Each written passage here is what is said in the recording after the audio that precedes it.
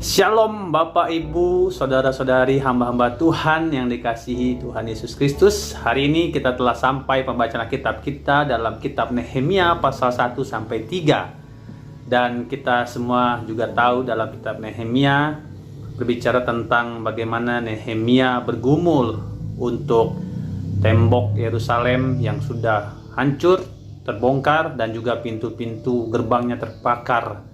Dan di pasal 1 ayat 4 Nehemia dikatakan di situ, ketika aku dengar berita ini, duduklah aku menangis dan berkabung selama beberapa hari. Aku berpuasa dan berdoa ke hadirat Allah semesta langit.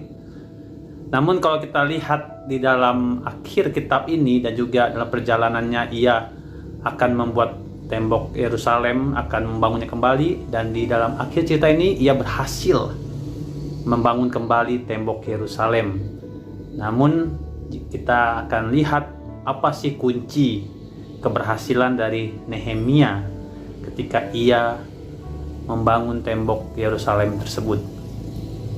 Hari ini ada dua hal yang harus perlu kita ketahui di dalam kitab Nehemia pasal 1-3 ini. Ada dua hal yang ingin saya sampaikan mengapa Nehemia bisa berhasil di dalam pembangunan tembok Yerusalem. Yang pertama, Nehemia berdoa dan berpuasa. Di dalam ayat 4 dikatakan, aku berpuasa dan berdoa ke hadirat Allah semesta langit. Dan yang perlu kita perhatikan adalah di dalam doanya Nehemia sungguh luar biasa. Di ayat 5, pasal 1 ayat 5 sampai 9, saya temukan ada tiga hal yang penting di dalam doa Nehemia, yaitu pertama, Nehemia di ayat 5 meninggikan nama Tuhan. Di dalam doanya pertama-pertama yang ia naikkan, panjatkan kepada Tuhan, yang ia katakan kepada Tuhan, yaitu adalah pengagungan. Ya Tuhan Allah semesta langit, Allah yang maha besar dan dahsyat. Ia mengagungkan nama Tuhan. Yang kedua di ayat 6 dan 7, ia menyadari, mengakui, minta ampun, minta belas kasihan daripada Tuhan atas bangsanya, dan juga ia mengakui dirinya dan keluarganya juga punya salah di hadapan Tuhan. Yang ketiga, ia mengingat janji Tuhan. Di ayat 9 dikatakan ia mengingat janji Tuhan, jika bangsanya berbuat salah tapi berbalik, Tuhan akan mengampuninya, Tuhan akan memberkatinya.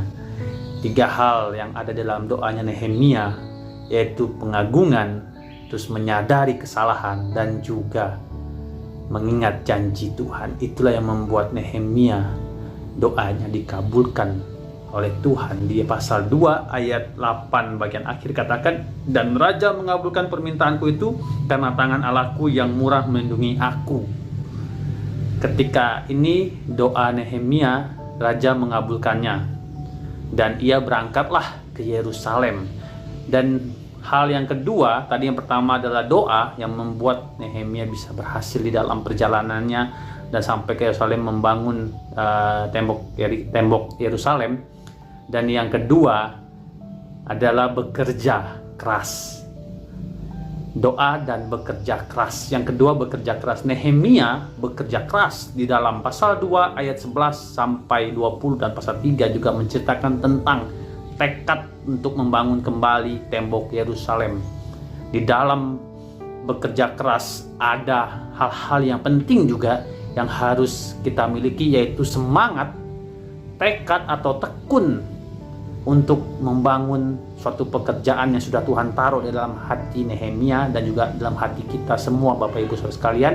Karena di dalam pasal 11 dikatakan di situ, maka tibalah aku di Yerusalem, sesudah 3 hari aku di sana, bangunlah aku pada malam hari bersama-sama beberapa orang saja yang menyertai aku. Aku tidak beritahukan kepada siapapun rencana yang akan kulakukan untuk Yerusalem, yang diberikan Allahku dalam hatiku. Jadi rencana ini sudah diberikan oleh Allah dalam hatinya, dan ia yakin dan ia punya tekad untuk mengerjakannya. Dan walaupun kita bisa tahu di dalam cerita Nehemia ini ada orang-orang yang menghalanginya, ada orang-orang yang ingin menggagalkannya, tetapi ia punya tekad dan sampai akhirnya ia menyelesaikannya.